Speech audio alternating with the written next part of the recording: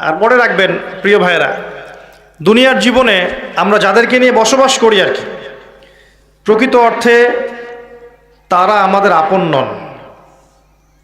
আমাদের প্রকৃত আপন সত্তা হচ্ছেন আল্লাহ রাব্বুল আলামিন। আল্লাহর চেয়ে আপন আপনার কেউ নেই পৃথিবীতে। তো সেই আল্লাহকে আপন করে নেন, আপনি বুদ্ধিমান। আর আল্লাহকে বাদ দিয়ে অন্য সব কিছুকে আপন করে নেবেন, আপনার মৌতের পরে আপনাকে এরা ভুলে যাবে। আপনার মৃত্যুর পরে এরা আপনাকে খুব বেশি দিন মনে রাখবে বলে মনে হয় না, রাখলেও বছরে বছরে একদিন। কিন্তু আল্লাহ রাব্বুল আলামিন একটা মুহূর্ত আপনাকে ভুলে থাকবেন না। একটা হাদিস মনে পড়লো যে আল্লাহ পাকের কাছে 100টা রহমত আছে, মানে 100 ভাগ রহমত আছে, দয়া আছে, ভালোবাসা আছে। তার মধ্যে 1 ভাগ তিনি সৃষ্টি জগতের মধ্যে দিয়েছেন। ওই যে গাভী তার বাচ্চাকে চেটে পরিষ্কার করে না, কুকুর তার বাচ্চাকে দুধ খাওয়ায় না, ওই 1 ভাগ রহমতের জন্য, 1 ভাগ দয়ার কারণে। বাকি 99 ভাগ রহমত আল্লাহ পাক তার নিজের কাছে রেখেছেন, যেটা দিয়ে তিনি কিয়ামতের মাঠে বান্দার প্রতি রহম করবেন। আমরা আল্লাহর রহমত পাবো ইনশাল্লাহ। প্রয়োজন হচ্ছে তওবা করে ফিরে আসা। পাপ হবেই ভাই, জীবনে চলতে গেলে পাপ হবেই, উঠতে বসতে চলতে ফিরতে পাপ হতেই থাকবে, কিন্তু তওবাও হতে থাকবে ইনশাল্লাহ। যত পাপ তত তওবা, যত পাপ তত তওবা। আপনি ঠান্ডা মাথায় এভাবে একটা কাগজ নিয়ে বসেন বাসায়, কাগজ নিয়ে বসে আপনি হিসেব করেন যে মনে করেন, অঙ্ক করেন, মনে করেন আপনার হায়াত 60 বছর, কথার কথা চলে গেছে 30 বছর, বাকি আছে কত বছর? 30 বছর। শেষের 5 বছর মাইনাস করেন। এই 5 বছর আপনি চাইলেও মনের মতো আমল করতে পারবেন না, ঠিক আছে? শরীরে শক্তি থাকবে না, আপনার রোগ ব্যাধি থাকবে, ডায়াবেটিস, ক্যান্সার, হার্ট স্ট্রোক ইত্যাদি। নাউজুবিল্লাহ, আল্লাহ পাক হেফাজত করুন। থাকতে পারে, সম্ভাবনা কি বেশি না? 25 আছে আপনার কাছে, 25কে আপনি মাস দিয়ে গুণ করেন, দিন দিয়ে গুণ করেন, দিনের হিসাব পাবেন, পাবেন না? এখানে দাঁড়িয়ে হিসাব করেন আগের জীবনে কোন বছর থেকে আপনার নামাজ ফরজ হয়েছিল, কত বছরের নামাজ আপনি পড়েন নাই, কত বছরের রোজা আপনি রাখেননি, কত জাকাত ফরজ ছিল দেন নাই, ঠিক আছে? পাপের যেগুলো পাপ মনে পড়ছে লিখেন। আমি অমুকের সাথে জেনা করেছি, আমি অমুক দিন অমুক অমুক জায়গায় মদ খেয়েছি, আমি অমুককে হত্যা করেছি, আমি অমুককে পিটিয়েছি, আমি কিশোর গ্যাংয়ে ছিলাম, আমি ক্যাসিনোতে গিয়েছি, আমি এটা করেছি, এটা করেছি, লিস্ট করেন। প্রত্যেকটা পাপ দেখবেন, এক একটা পাপের জন্য আপনি আল্লাহর কাছে আলাদা আলাদা করে আল্লাহর কাছে দোয়ায় বলবেন, আল্লাহ আমি ওই পাপ করেছিলাম, আল্লাহ আমাকে মাফ করে দাও, আমি ওই পাপ থেকে তওবা করছি আল্লাহ, আর জীবনে কখনো এই পাপ করবো না ইনশাআল্লাহ। এরকম করে তওবা করেন, তওবাটাকে ফিল করতে পারবেন। খালি মুখে যদি বলেন আস্তাগফিরুল্লাহ ওয়া আতুবু ইলাইহি, ফিল করতে পারবেন না। আপনি লিখেন, বুঝবেন যে আপনি কি কি কি করেছেন জীবনে। করা যাবে না এটা, যেগুলো মনে পড়ছে করা যাবে কিন্তু। এরপরে ওযু করবেন, করে সুন্দর করে 2 রাকাত সালাত পড়বেন, পরে চোখের পানি ছেড়ে আল্লাহর কাছে কান্নাকাটি করবেন যে আল্লাহ এই কাজ আমি করেছিলাম, আমি প্রত্যেকটা কাজ আমি আল্লাহ স্বীকার করছি যে আমি এগুলো ভুল করেছি। আল্লাহ তুমি আমাকে যত নেয়ামত দিয়েছো সব নেয়ামত স্বীকার করছি আল্লাহ, এবং আমি যত পাপ করেছি, তোমার অবাধ্য হয়েছে, সব স্বীকার করছি আল্লাহ, তুমি আমার পাপগুলোকে মাফ করে দাও। 1 মুহূর্তের মধ্যে আল্লাহ পাক মাফ করে দেবে ইনশাআল্লাহ তাআলা। শুধু তাই না, আল্লাহ পাক বলেছেন যে আল্লাহ পাক এই সমস্ত গুনাহগুলোকে নেকি দিয়ে পরিবর্তন করে দিবেন ইনশাআল্লাহ।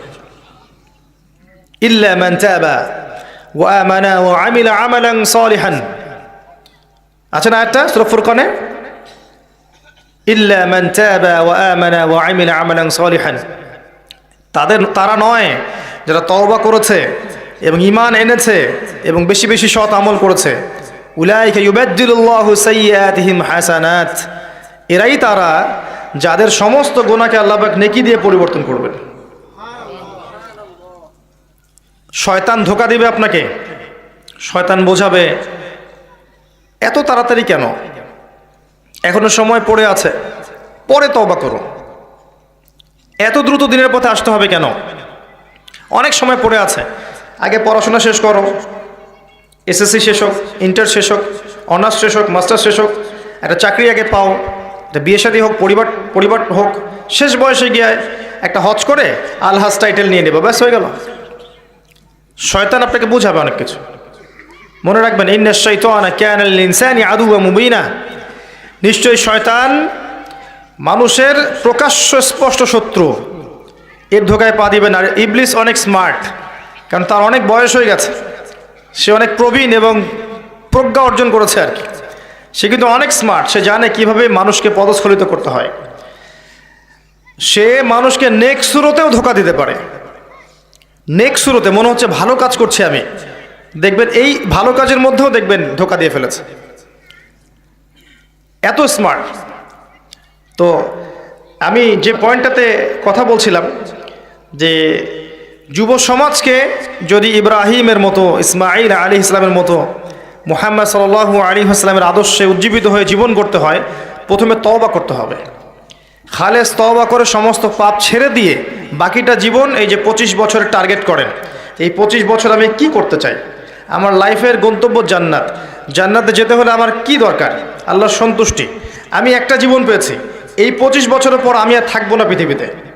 এই সময়টুকুতে আমি কি করতে পারি নিজের জন্যে, নিজের পরিবারের জন্যে, আমার পরবর্তী প্রজন্মের জন্যে, ঠিক আছে, আমার উম্মার জন্যে, দেশের জন্যে বা রাষ্ট্রের জন্যে আমি কি করতে পারি, প্ল্যান করতে হবে। আমি কি পড়বো, এখন কোন কোন বই পড়বো, কোন কোন সাবজেক্ট পড়বো। পড়াশোনা করতে হলে আমাকে কার কার কাছে যেতে হবে লিখে ফেলেন। পড়াশোনার পরে আমি কিভাবে আমল করব, দিন রাত কেমন করে গোছাবো, 24 ঘন্টা রুটিন করে ফেলেন। তারপরে আপনার রিজিকের দরকার, আমি কি রিজিক চাচ্ছি, হালাল না হারাম, আমি হালাল যাচ্ছি। হালাল যদি চাই, আমি হালাল জব খুঁজবো, হালাল ব্যবসা করব, হালাল কৃষিভিত্তিক কাজ করব, হালাল কিছু করব, হারামে যাব না। প্রত্যেকটা কাজ ক্যালকুলেশন করে করেন। বিয়ে করব, এরপরে আমি কাকে বিয়ে করব, এই জিন্স এবং টি শার্ট পরা মেয়েকে নাকি একটা পর্দাশীল মুত্তাকি মেয়েকে? এই যে মুত্তাকি মেয়েকে ঠিক চিহ্ন দিলেন, এবার আসেন মুত্তাকি মেয়ে খুঁজতে হবে। মুত্তাকি মেয়ে ফেসবুকে পাওয়া যাবে না, ওই মেসেঞ্জারে পাওয়া যাবে না, হোয়াটসঅ্যাপে, ইমো, ভাইবারে পাওয়া যাবে না, ওইখানে যোগাযোগ করতে হবে। উপরে যোগাযোগ করে বলতে হবে, রব্বানা বলেন, হাবলানা মিন আজওয়াজিনা ওয়া যুররিয়াতিনা কুররাতা আয়ুন ওয়াজআলনা লিল মুত্তাকিনা ইমামা। সূরা ফুরকান শেষের দিকে আছে। এই দোয়া করতে থাকেন আল্লাহর কাছে, আল্লাহ পাক মিলাই দেবেন ইনশাআল্লাহু আযজা ওয়া জাল। ভুলেও ওই জিন্স এবং গেঞ্জি সংস্কৃতির মেয়েকে ঘরে তুলেন না, এই আপনার পরিবারটা জাহান্নামের টুকরা হয়ে যাবে। এই কাজ ভুলেও করতে যায় না। আর এটাও মনে রাখেন যে সব বোরখা মানেই মুত্তাকি পরেজগার মেয়ে নয়, সব বোরখার পিছনেই দিনদার মেয়ে থাকে না, এটাও মাথা রাখবেন। ওইখানে কানেকশন করেন, ইনশাআল্লাহ আল্লাহ পাক ব্যবস্থা করে দিবেন ইনশাআল্লাহ। রিজিক কে দেয় ভাই? আসমান জমিন সৃষ্টির 50,000 বছর আগে, কত হাজার? 50,000 বছর আগে আল্লাহ পাক তাকদির লিখে ফেলেছেন। লেখা হয়ে গেছে আপনার কার সাথে বিয়ে হবে, আপনার কয়টা বাচ্চা হবে, আপনি কত বছর থাকবেন পৃথিবীতে, কিভাবে মারা যাবেন, কোন দিন মারা যাবেন, এবং মৌতের পর আপনার কি হবে। এই পৃথিবীতে আপনি কত কোটি চালের দানা খাবেন, কত কোটি ডালের দানা খাবেন, কতগুলো মাছ খাবেন, কতগুলো মাংস খাবেন, সব লেখা আছে, সব লেখা আছে। আল্লাহ পাকের এই পুরো সিস্টেমের মধ্যে আমরা এর বাইরে যাওয়ার কোনো ক্ষমতা নেই। মানুষ তো আল্লাহকে চিনে না, মানুষ আল্লাহকে চিনে না বলেই আল্লাহর অবাধ্য হয়। আমি একটা এক্সাম্পল দিয়ে বুঝাই, আল্লাহ পাক সেই সত্তা যে আমাদের এখানে মনে করেন সবাই জান্নাতে যাবে, কথার কথা, এই সব মানুষগুলো জান্নাতে যাওয়ার 1000 কোটি বছর পরে তারা জান্নাতে কি করবে আল্লাহ পাক এখনই সেটা জানেন, এই মুহূর্তে জানেন আল্লাহ পাক। আমাদের মধ্যে সবাই যদি নাউজুবিল্লাহ জাহান্নামেও যায়, জাহান্নামে যাওয়ার 1 কোটি বছর পরে তারা কি শাস্তি ভোগ করবে আল্লাহ পাক এখনই জানেন, রাইট নাও। মানুষ আল্লাহকে চিনে না, কিচ্ছু ছিল না একসময়, আল্লাহ একা ছিলেন, একসময় কিচ্ছু থাকবে না, আল্লাহ একা থাকবেন। যেই ফেরেশতা মানুষের রূহ কবজ করে সেও থাকবে না, থাকবে, তাকেও মৌতের স্বাদ ভোগ করতে হবে, এমনকি মৃত্যুকেও মৌতের স্বাদ গ্রহণ করতে হবে। এটা একটা মজার কথা না?